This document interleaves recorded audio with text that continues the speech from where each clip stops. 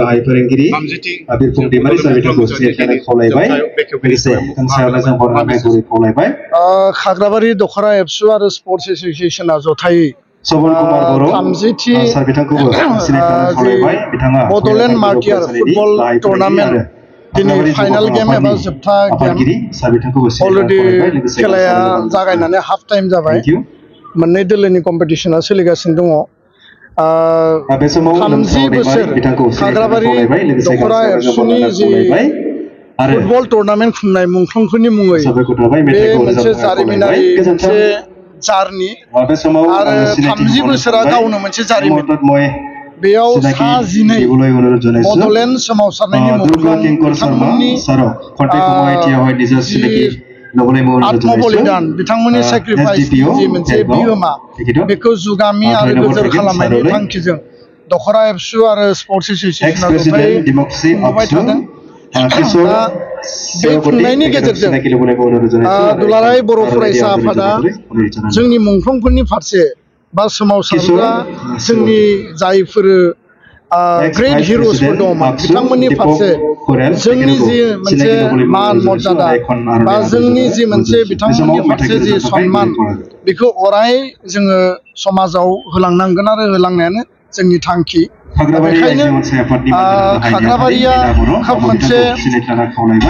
गामिजों बुंफबनाय मोनसे ओनसोल समायना रमायना बेयाव गामियारि आबाद ओनसोल थेवबो बेयाव फुटबल टुर्नामेन्ट आरो अन्थाइ गोरानि मुङाव जि भलिबल टुर्नामेन्ट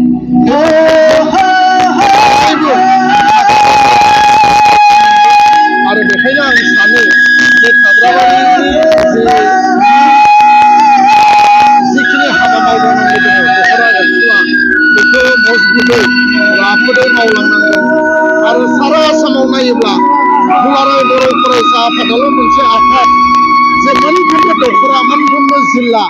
आरो मिरु आफादसिम जोङो फुटबलखौ नैबे फुटबलनि सिजन हिसाबै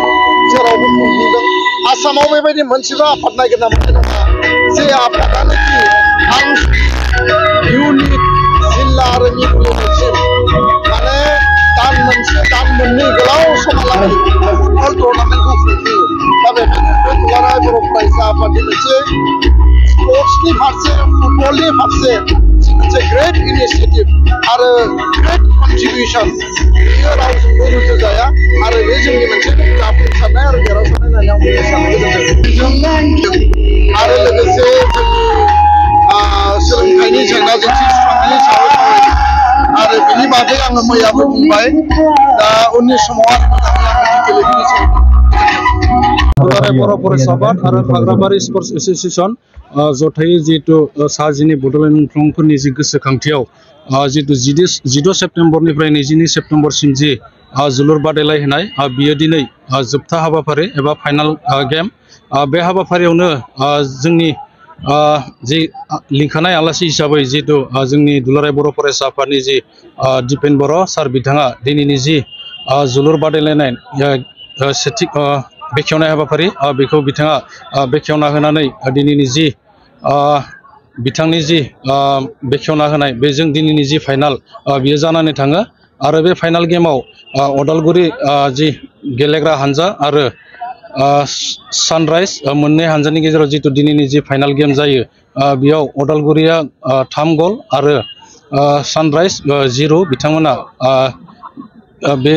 अदालगुरिया चेम्पियन बेयाव देरहानो हायो आरो दिनैनि जि गेलेनाय बे फाइनाल गेम बियो मोजाङै जानानै थाङो आरो जों अरायसम हास्थायदों खाग्राबारि दखरा दुलाराय बर' फरायसा आफाद आरो खाग्राबारि स्पर्ट्स एसोसिएशन फैबाय थानाय समाव जोंनि जि सा 12 बड'लेण्ड मुंख्लं गोसोखांथियाव बिथांमोननि जि गोसोखांथियाव जि जोलुर बादायलायनाय बियो अराय फैबाय थानाय समाव मोजां जालांबाय थागोन जों बेखौ अरायसम हास्थायदों थांनाय समफोरनि जोंनि जिखिनि गेलेनाय बादायलायनाय जालांबाय बिथांमोना जोंनि ओनसोलनि गासै रायजो राजा बिथांमोना जोंखौ मदद हेफाजाब होनानै बे गेलेनाय बादायलायनायखौ जाफुंसार होबाय थादों आरो देग्लायबो 30थि जि बोसोरारि जि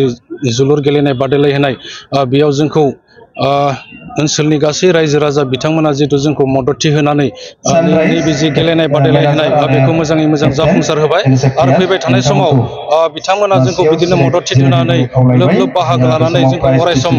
बे गेलेनाय बादायलायनायखौ जाफुंसार होलांगोन होननानै जों अरायसम हास्थायदों। गेलेनाय बादायलायहोनाय बेयाव जिहेतु चेम्पियन हिसाबै दान बान्था होनाय जादों आरो ट्रफि बेजों लोगोसे ट्रफि होदों आरो बेयावनो 20,000 आरो बेजों लोगोसे ट्रफि